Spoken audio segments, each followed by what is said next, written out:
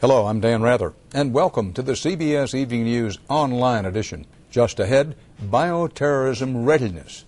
A disturbing new report shows just how unready most American cities are. Also, how safe is one of the most powerful cholesterol-lowering drugs. We'll give you a hard look in our ongoing CBS News investigation. And call it the library that never closes. We'll show you plans for a worldwide virtual library. It's all starting now on the CBS Evening News online edition. It's been more than 3 years since the 9/11 attacks, more than 3 years since the still unsolved anthrax attacks, and there are serious questions tonight about just how prepared this country is for another attack, an attack of bioterrorism. A new report says that while some progress has been made, a lot more needs to be done that hasn't been done. On a readiness scale of 1 to 10, only Florida and North Carolina scored as high as 9. Alaska and Massachusetts are least prepared, scoring a 3. CBS's Jim Stewart reports tonight on the continuing bioterror risk. There may not be a better place to start an epidemic. And to prove it, in the closed confines of a Chicago hockey arena last year, officials staged the mock release of plague germs just to see what would happen. Within a day, they had their answer, first in 2s and 3s. I've been nauseous, I've had muscle aches. Then by the dozens, and finally by the busloads. Eventually, pretend victims clogged the hallways. Chicago hospitals were overwhelmed. The final estimate on dead and dying in the tens of thousands. And a bipartisan health group's report on bioterrorism today suggested Chicago wouldn't be the only city overwhelmed. Only 6 states are prepared to distribute vaccines, the report found. Nearly 60% of all states don't have enough lab scientists. And nowhere is that knowledge causing more uneasiness than here, where Washington is about to host a repeat of the Bush inauguration. Biosensors like these are scattered about the city, sniffing the air constantly for deadly agents. Details are secret, but the general plan is that if they were to hit on something, say, during the inaugural parade, the president would head here to a nondescript back door at the Washington Hospital Center. And then he would go in here and let me turn on the shower. He'd strip down, walk through these showers, and enter this airlocked room, which looks sort of what it once was, a storage shed with a dirt floor. Only now, it's one of the most state-of-the-art chemical biotreatment rooms in America. There's just one problem. In the worst possible scenario, how many people could you jam in here? We could put 100 patients in here. Just 100? Just 100. And again, what if you got 500 to show up at the front door? That's a good question. And this, remember, is considered one of the best in the land. It cost $1.8 million. What we really need, say experts, is this, the Counter-Bioterrorism Emergency Room of the Future. ER1, they call it, where thousands of patients could be sorted, treated, and isolated. The first will be built in Washington, just around the corner from that converted shed. The only thing is, construction doesn't even start for another 18 months. Jim Stewart, CBS News, Washington. In health news tonight, CBS News has long been investigating the safety of statin drugs taken by millions of people trying to lower their cholesterol. A small number of them suffer what they say are serious side effects.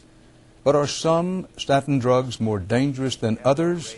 CBS's Cheryl Atkinson has this follow-up report.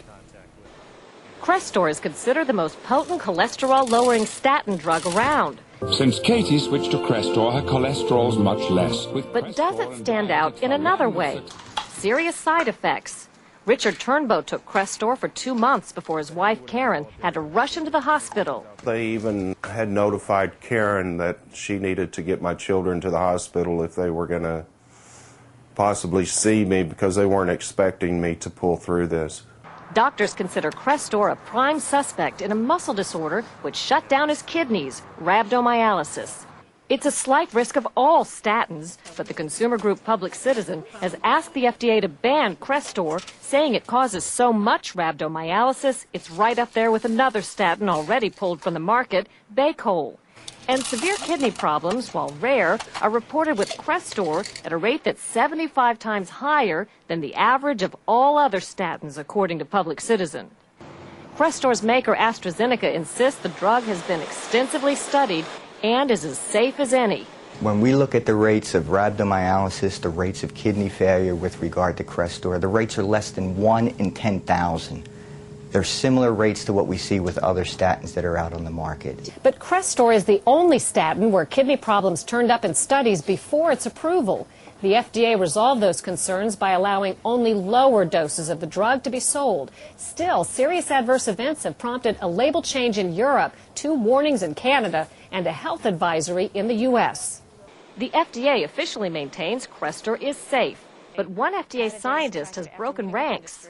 Crestor is the only statin among all the marketed statins that has acute renal failure, that is acute kidney failure. Why do you think it is that these people are singling out Crestor among the statins if Crestor doesn't have unique concerns?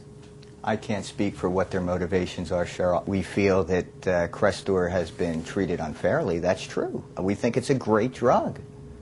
You know, we have a lot of confidence in this drug. Confidence backed by an estimated $1 billion promotional campaign. Now at least 2 PR firms are helping AstraZeneca counter bad publicity. Turnbow's kidneys healed after he quit taking Crestor, but lingering muscle problems have put him back at the hospital twice. I know my doctor today, he wouldn't put me back on it. Even so, his doctor hasn't stopped prescribing Crestor entirely. Like many others, he thinks the jury is still out and is waiting for a definitive word on whether Crestor is riskier. Cheryl Atkinson, CBS News, Washington. There could soon be a lot more information available to you on the Internet. Millions of pages of data, now unavailable, would be just a point and click away through the search engine Google. CBS's Jim Axelrod reports some big libraries think the idea is long overdue. Not to say major changes in libraries are rare, but the last one this big was half a millennium ago, the printing press. Well, Gutenberg, meet Google. Users worldwide will be able to access information that was previously inaccessible to them. Google, the Internet's #1 search engine, isn't just for finding hot shots of Charlize Theron anymore. It's putting the vast repositories of the world's great libraries a mouse click away. Google is making deals with some of the world's most prestigious universities to digitize their non-copyrighted collections and put them online. The Google project is the next big step in how human beings keep track of and distribute everything we know. For centuries, you had to go to the books. The books didn't come to you. And while the computer's gradually been changing that, the evolution's about to have a revolution. More than 15 million volumes will be scanned into the Google database. At 100,000 pages a day, it could still take 10 years and $150 million to complete. Big deal. Huge. Transformative. Paul Leclerc, who runs the New York Public Library, loves the idea. To him, the library business is all about access. Aren't you worried that 50 years from now there is no New York City Public Library? No, I think that one has to see this in the same way that one saw television not replacing radio, but supplementing it. He's got a point. After all, libraries aren't due for a change this big for another 500 years. Jim Axelrod, CBS News, New York. More stories are just a click away. But be sure to join me on television for the on-air edition of the CBS Evening News. On Wednesday's broadcast, Turning Garbage into Gold. The end product of 1 million workers nets a young entrepreneur a fortune. What are they making? We'll show you when the worm turns. For CBSNews.com, I'm Dan Rather.